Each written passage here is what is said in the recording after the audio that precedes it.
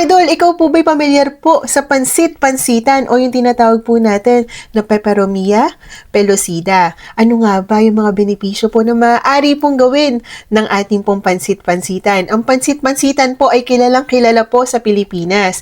Marami pong mga matatanda at marami po tayong mga kakilala na gumagamit po ng pansit-pansitan. Alam niyo po ba, Idol, base po sa Department of Health, sinasabi po nila na napakaganda pong gamitin ng pansit-pansitan, herbs na nakakatulong at nakakagaling.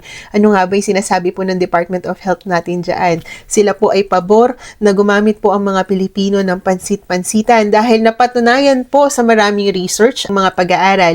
Ang pansit-pansitan po, Idol, ay nakakababa ng uric acid. Ito po ay nakakatulong sa mga may rayuma, lalong-lalo na po sa mga may gout, yung napakasakit po na gout, Idol.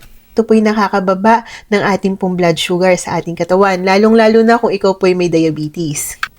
Ginagamit din po ito kapag masakit ang inyong ulo. Meron po itong analgesic effect.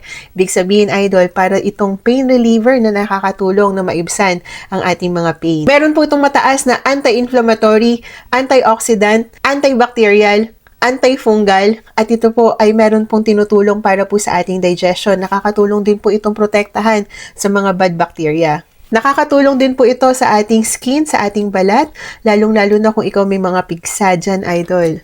Kuha ka lang po ng pansit-pansitan sa inyong kapitbahay. Magpaalam ka po muna, Idol.